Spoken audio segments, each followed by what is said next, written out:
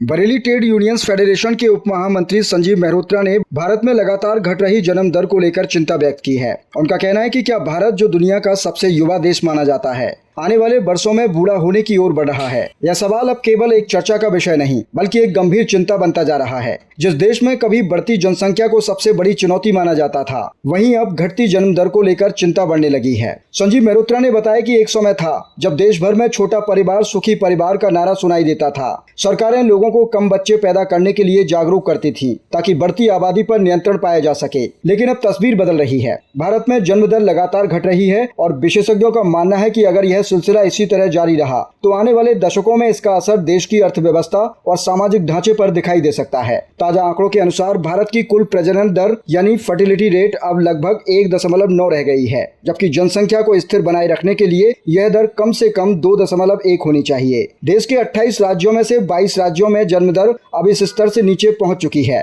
वर्ष 1990 में जहां यह दर लगभग 4 थी, वहीं धीरे धीरे घटते हुए वर्ष 2024 तक यह 1.9 के आसपास पहुंच गई है। देश की राजधानी दिल्ली में तो यह दर लगभग 1.2 बताई जा रही है, जो कई विकसित देशों से भी कम है। अब सवाल उठता है कि आखिर जन्म दर इतनी तेजी से क्यों घट रही है। इसके पीछे कई कारण बताए जा रहे हैं। छोटे परिवार की बढ़ती सोच, महिलाओं की शिक्षा और जागरूकता, बच्चों की पढ़ाई और स्वास्थ्य पर बढ़ता खर्च, शहरी जीवन शैली, रोजगार की चुनौतियां और बढ़ती महंगाई इसके प्रमुख कारण हैं। यही वजह है कि ज्यादातर दंपति अब 1 या 2 बच्चों तक ही परिवार सीमित रखना चाहते हैं। संजीव मेहरोत्रा का कहना है कि हालात ऐसे हो गए हैं कि कुछ राज्यों ने जन्म दर बढ़ाने के लिए प्रोत्साहन योजनाएं शुरू कर दी हैं। आंध्र प्रदेश सरकार ने तीसरे बच्चे के जन्म पर 30,000 रुपए और चौथे बच्चे के जन्म पर 40,000 रुपए की सहायता देने की घोषणा की है। इसके पीछे चिंता ये है कि राज्य की जन्म दर लगातार कम हो रही है और भविष्य में वहां बुजुर्ग आबादी का अनुपात तेजी से बढ़ सकता है। दुनिया के कई विकसित देश पहले से ही इस समस्या का सामना कर रहे हैं। जापान, दक्षिण कोरिया और इटली जैसे देशों में कम जन्म दर के कारण काम करने वाले युवा आबादी घट रही है, जबकि बुजुर्गों की संख्या बढ़ती जा रही है। इसका असर वहां की अर्थव्यवस्था, श्रम बाजार और सामाजिक सुरक्षा व्यवस्था पर भी पड़ रहा है।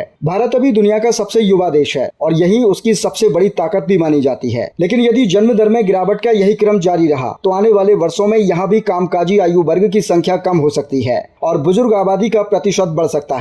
संजीव मेहरोत्रा का मानना है कि असली सवाल यह नहीं है कि जनसंख्या बढ़नी चाहिए या घटनी चाहिए। असली सवाल यह है कि जनसंख्या का संतुलन कैसे बना रहे। सरकारों को ऐसी नीतियां बनानी होंगी जो परिवारों को आर्थिक और सामाजिक सुरक्षा दें, ताकि देश की जनसंख्या संरचना संतुलित बनी रहे। अब देखने वाली बात यह होगी, क्या भारत समय रहते इस चुनौती को समझकर सही कदम उठाता है या फिर छोटे परिवार की बढ़ती चाहत और महंगाई के दबाव के बीच युवा धीरे धीरे बूढ़े भारत में बदलने में लगता है।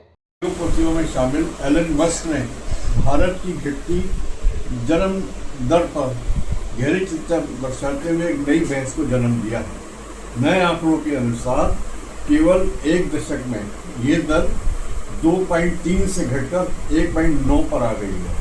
रिपोर्ट के अनुसार दिल्ली में तो प्रजनन दर 1.2 के आसपास है। देश के 28 राज्यों में से 22 राज्यों में मानक प्रजनन दर 2.1 से कम है। ये देश के सामने एक नई चुनौती है और कुछ राज्यों में जन्म दर बढ़ाने के लिए प्रोत्साहन देने की घोषणा शुरू हो गई है। आंध्र प्रदेश के मुख्यमंत्री ने तीसरे बच्चे के जन्म पर 30,000 रुपये और चौथे बच्चे के जन्म पर 40,000 रुपये की सहायता देने की घोषणा की है। अगर जन्म दर में यूं ही घटाव होता रहा तो सबसे युवा वाले भारत में बुजुर्ग आबादी का अनुपात बढ़ सकता है और कार्यशील आयु वर्ग की संख्या काफ़ी कम हो सकती है। देखना है आने वाले समय में क्या होता है।